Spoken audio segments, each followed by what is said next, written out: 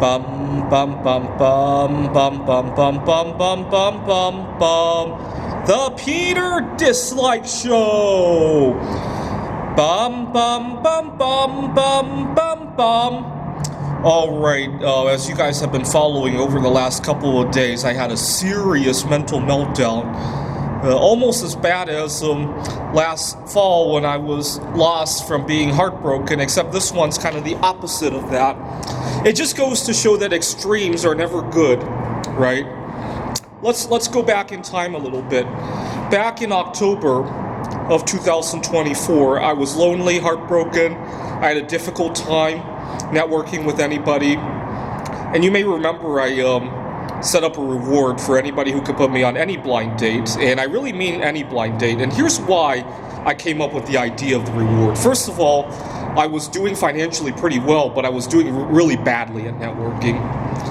And I also realized how challenging single life can be, right? Get an illness, go through a heat wave alone, and it'll quickly wake you up to all the difficulties that having to take care of all of your chores can bring, right? And I was one day just browsing my social media. I came across an old classmate. He's married now.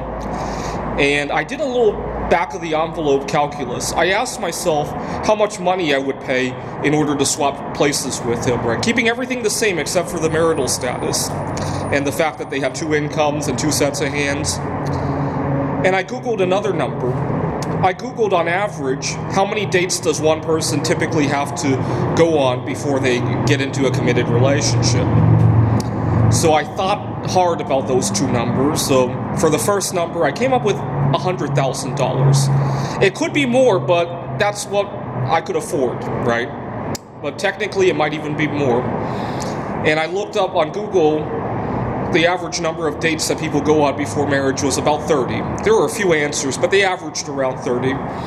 And so the math I did was 100,000 divided by 30, that's about $3,300. And I thought that's the amount of money I could afford to spend to as a reward to get somebody to just get me on any blind date, right? And I wanted to have some room to increase the reward. And so I started it out at a 1 kilogram silver bar. You may have remembered that. I wanted to get the word out there on investing in precious metals as well, right? At the time, a kilo of silver was worth about $900.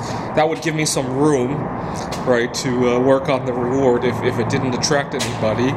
And I added eventually I added a few other things, including my art projects, especially the bismuth. Bismuth was really cheap at the time.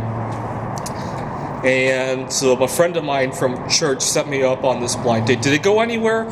Yes and no. It didn't go anywhere in the sense that we're marriage material or anything, but it did go very far in terms of giving me confidence to then get involved in other dates, right? Let's face it, I've been on 16 first dates since then, and a bunch of them I didn't have to pay any rewards to get, right?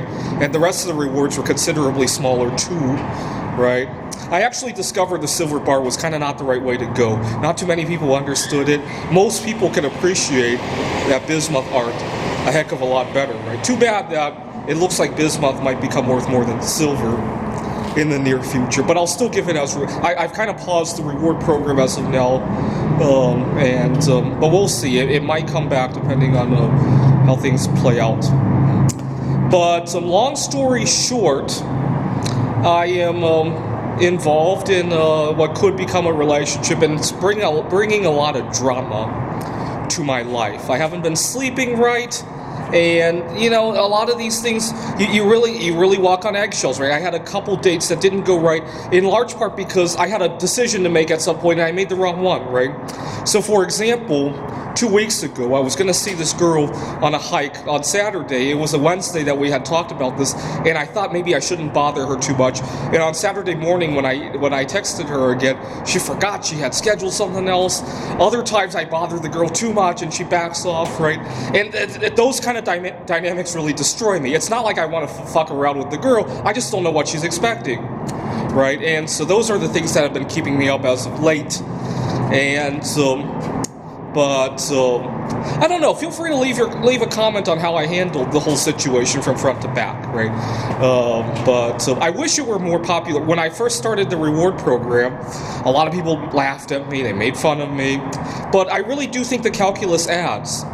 And of course, it's socially awkward for sure. I could agree with that. But I don't think it was a waste of money. It bought me a lot of confidence that I could never. It was the best $5,000 I ever spent. And yet people were making fun of me. I don't think I could buy confidence like that in any setting, right? And having somebody in my, as soon as I actually do get into a committed relationship, it won't be long before all that money pays for itself in terms of the convenience, in terms of a dual income, in terms of everything else, right? And all right, so a lot of chaos over the last 4 months is what I wanted to say.